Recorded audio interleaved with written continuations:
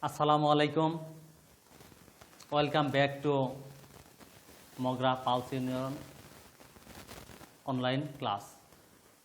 Dear distant learners and viewers, hope you are well.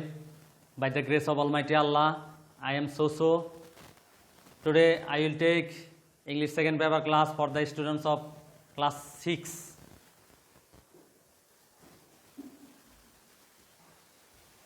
শিক্ষার্থী বন্ধুরা, আজকে আমি তোমাদেরকে পড়াবো tense. Tense plays a vital role in English grammar. তোমরা সবাই খাতা কলম নিবে, সবাই লিখে রাখবে। আমি যা লিখব টেন্স। আমরা অনেকেই টেন্স পড়েছি বা পড়ব। আজকে টেন্সের মাধ্যমে আমরা অনেক কিছু শিখব, ঠিক আছে? Tense stands for time. Tense মানে হচ্ছে কাল বা সময়। তাহলে টেন্স শব্দটা কোথা থেকে আসছে এটা আমাদের জানা দরকার। Tense is derived from the Latin word tempus. Tense is derived from the Latin word tempus.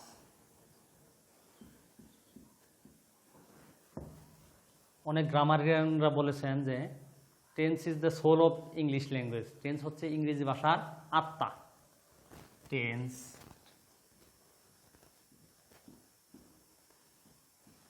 is the soul of English language. অনেক গ্রামারিয়ান বলছেন যে tense is the half of English language. ইংরেজি ভাষার অর্ধেক। Tense is the half of English language. Okay, dear learners and viewers, try to pay attention what I say. Now we can define tense. Tense refers to the time of action or state indicated by a verb. Tense refers to the time of action or state indicated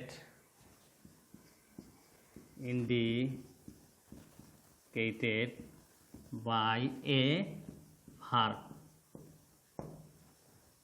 অর্থাৎ ভার্বের কাজ সম্পন্ন হওয়ার সময়কে tense বলে। যদি আমরা বাংলায় সংজ্ঞাটা দেই,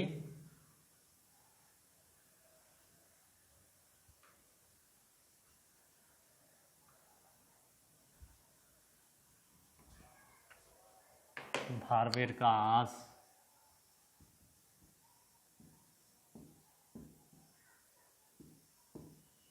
সম্পন্ন হওয়ার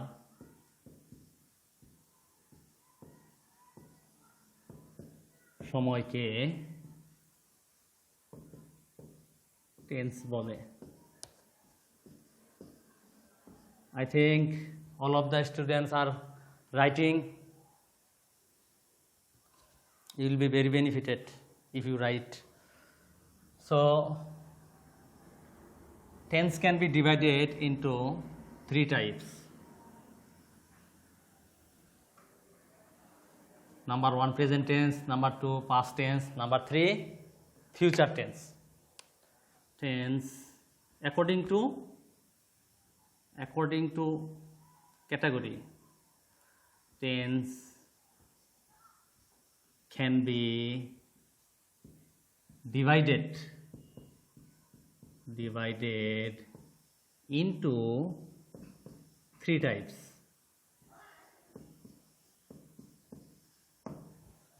Tense can be divided into three types. Tense মানে কি? টাইম, সময়। আমরা সময়কে বুঝবো, সময় বা কাল। টেন্স বা সময় বা টাইম বলতে পারি। Number 1 present tense, number 2 past tense, number 3 future tense, future, FUTURE, future tense.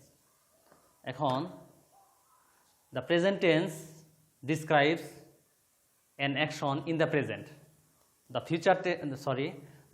The past tense describes an action in the past time.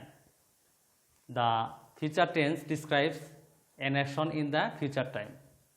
এখন আমরা বোঝার জন্য টেন্স প্রথমে আমরা এইভাবে পড়ব।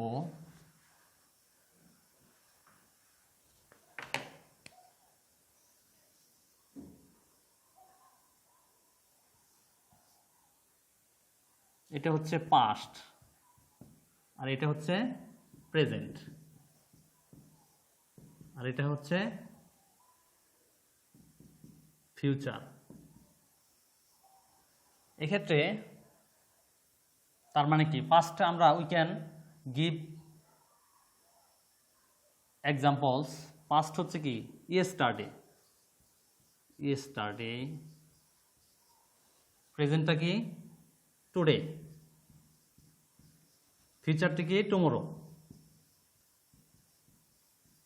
অর্থাৎ ইয়েস্টারডে গতকাল, টুডে আজ, টুমোরো আগামীকাল।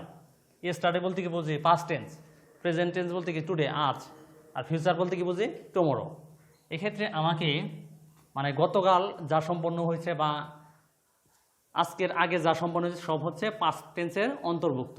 আমরা পাস্ট টেন্স থেকে আসছে কি আজকে বর্তমানে যা চলছে কি সেটা হচ্ছে প্রেজেন্ট টেন্স, এই দিক থেকে আসছে। পরে ফিউচারে ভবিষ্যতে আগামীকাল যা সংগঠিত হবে তা হচ্ছে কি, বা পরবর্তী জীবনে যত কিছু সংগঠিত হবে সব হবে ফিউচার টেন্স। এখন মনে করো ডিয়ার স্টুডেন্টস, এখানে আমরা যে একটা বাক্য পড়ি যে ডাক্তার আসার আগে রোগী মারা গেল। এক্ষেত্রে দুইটা কাজ সংগঠিত হয়েছে। মানে আমরা এই প্রেজেন্ট ইনডিফিনিট টেন্স শেখার আগে আমরা একটু ডিটেলস কিছু পড়ব। যে ডাক্তার আসার আগে রোগী মারা গেল, এখানে কোন কাজটা আগে সম্পন্ন হয়েছে? রোগী মারা গেছে অর্থাৎ সেটা হবে পাস্ট পারফেক্ট টেন্স। আর ডাক্তার আসার পরে আসছে সেটা হবে কি পাস্ট ইনডিফিনিট টেন্স। এই জন্যে আমরা জানি যে পাস্ট পারফেক্ট টেন্সটা পাস্ট ইনডিফিনিট টেন্সের আগের ঘটনা। এইভাবে আমাদের এই পাস্ট টেন্স এইভাবে, পরে প্রেজেন্ট, পরে ফিউচার, এইভাবে এইদিকে চলে আসছে। ঠিক আছে, এটা আমরা বুঝবো। এখন আমরা জানি যে every tense can be divided into 4 types. প্রত্যেক টেন্সকে আবার কয় ভাগে ভাগ করা হয়েছে? 4 ভাগে।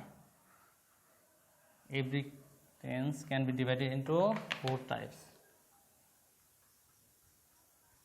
Every tense can be divided into 4 types. Number 1 present indefinite tense, present indefinite tense,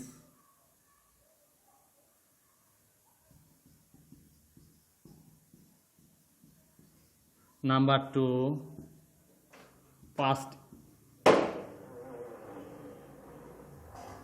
present continuous tense,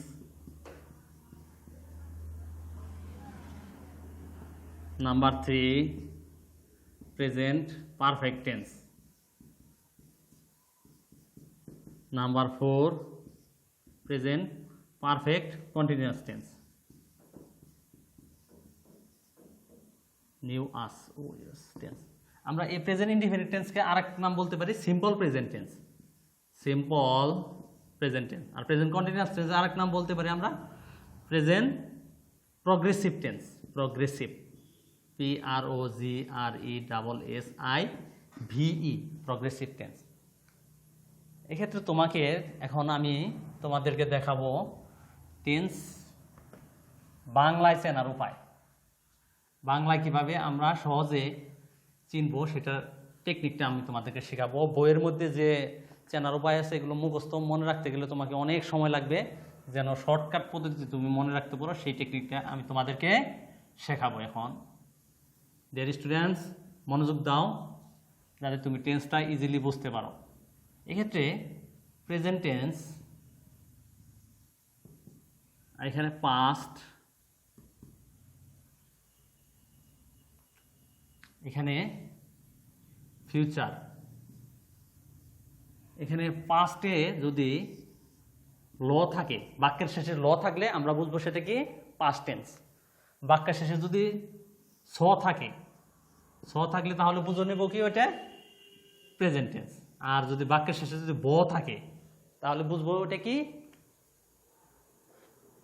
ওইটা বুঝবো ফিউচার টেন্স। এখন দেখো তাহলে আমরা কি শর্টকাট টেকনিকে কি মনে রাখতে পারি, সবল। সবলটা মনে রাখলে তাহলে আমরা বাংলায় চেনার উপায় মনে রাখতে পারবো। শুধু এক্সেপশনাল একটা থাকবে যে প্রেজেন্ট ইনডিফিনিট টেন্সে শুধু ব্যতীত, আর সবটি আমরা বাংলায় চিনতে পারবো এই সবলের মাধ্যমে। শুধু এক্সেপ্ট প্রেজেন্ট ইনডিফিনিট টেন্স, যেটা ছাড়া আমরা সবটি আমরা এই আইডেন্টিফাই করতে পারবো এই সবলের মাধ্যমে। ব থাকলে কি হবে ফিউচার টেন্স, ল থাকলে কি হবে বাক্যের শেষে পাস্ট টেন্স, আর স থাকলে কি হবে প্রেজেন্ট টেন্স। এটা আমরা ইজিলি বইয়ের মধ্যে যে নিয়ম আছে এসি, এসো, এসেন, তেসি, তেসো, তেসেন, এগুলো তে থাকবে, এ থাকবে, বা করেছিলাম, যাচ্ছিলাম, এগুলো যদি পড়তে যায় তাহলে আমাদের অনেক সময় লাগবে বা মনে থাকবে না, বুঝবো না। এই জন্য আমরা এইটা যদি শর্টকাট টেকনিক মনে রাখি তাহলে আমরা ইজিলি টেন্স শিখতে পারবো, চেনার উপায়টা। সুপ্রিয় শিক্ষার্থীবৃন্দ, আমি মনে করি তোমরা বুঝতে পেরেছ। এই সবলটা খাতায় লিখে রাখবে, এগুলো যা লিখতেছি সবই লিখবে খাতায়। কোনো কিছু না বুঝলে আমাকে পরে কমেন্ট বক্সে জানাবে। এখন I am going to describe present indefinite tense, অর্থাৎ simple present tense. Present indefinite tense.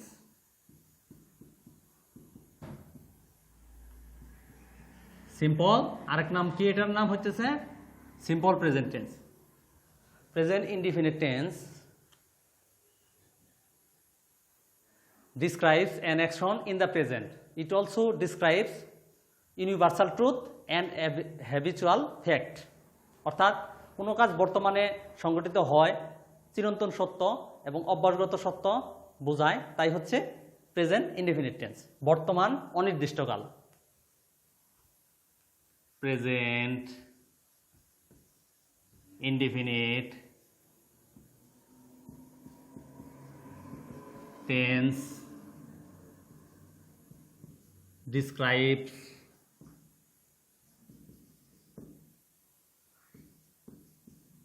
an action in the present. In the present, it also expresses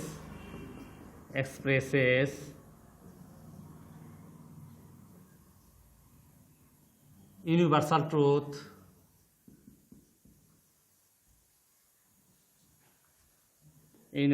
truth and habitual fact.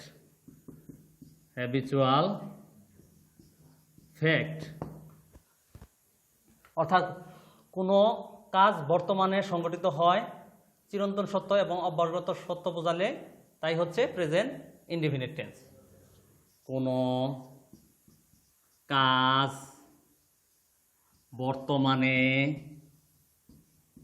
সংগঠিত, সংঘটিত হয়, চিরন্তন সত্য এবং অভ্যাসগত সত্য বোঝালে অভ্যাসগত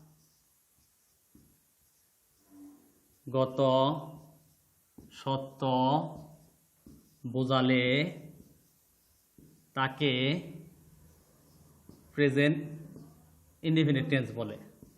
প্রেজেন্ট ইনডিফিনিট টেন্স বলে। বাংলায় চেনার উপায়, রস্বই এ অন্তস্থ অ ও ও থাকবে। বাংলায় চেনার উপায়, এই প্রেজেন্ট ইনডিফিনিট টেন্স ছাড়া আর প্রত্যেকটি টেন্স ওই সবল দ্বারা তোমরা আইডেন্টিফাই করতে পারবা, শুধু এই প্রেজেন্ট ইনডিফিনিট এক্সেপশনাল। বাংলায় চেনার উপায়, বাক্যের শেষে বাংলায় চেনার উপায়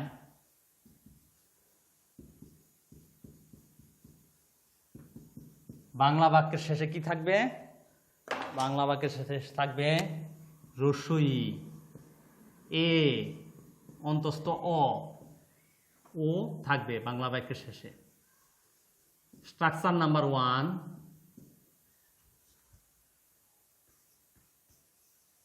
স্ট্রাকচার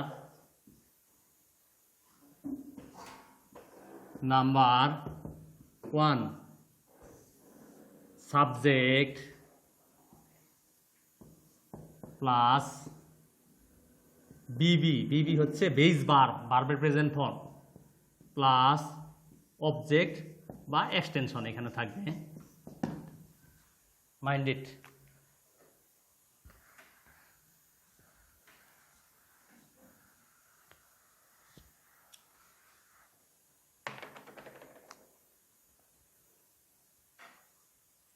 আমরা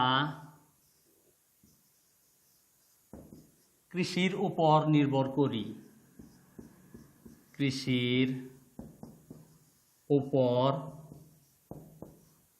নির্ভর করি।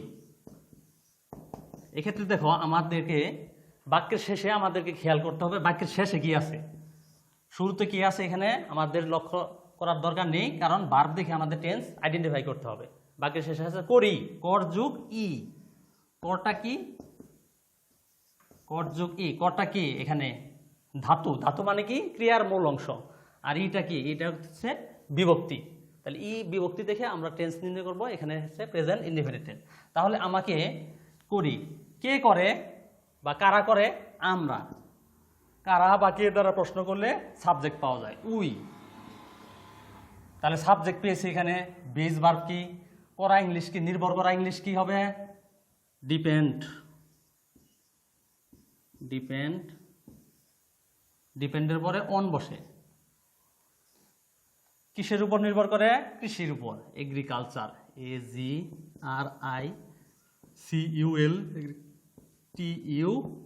AGRICULTURE। আমাদের এখন যদি এই বাক্যকে নেগেটিভ করি তাহলে কি করতে হবে? তাহলে subject plus do not plus B1 plus object বা এক্সটেনশন। তাহলে আমরা যদি বলে নেগেটিভ করি এখানে we do not depend on agriculture, আমরা কৃষির উপর নির্ভর করি না। আবার যদি ইন্টারোগেটিভ করি do we depend on agriculture, আবার যদি নেগেটিভ ইন্টারোগেটিভ করি তাহলে আমরা কি করতে পারি? Don't we depend on agriculture. এই চারটা বাক্যকে আমরা এইভাবে আরও subject I, we, you, he, she, they, noun, pronoun বা নাউন ফ্রেজ আমরা সাবজেক্ট করে এই বাক্যকে আমরা অনেক বাক্য বানাইতে পারি। ঠিক আছে? তারপর আমরা পরবর্তী ক্লাসে পরবর্তী স্ট্রাকচারগুলো আমরা ফলো করব। আমরা এই স্ট্রাকচার দিয়ে আমরা 10টা বাক্য তোমাদের HW থাকবে পরবর্তী ক্লাসের জন্য। Thank you very much. That's all for the time being. Best of lakh.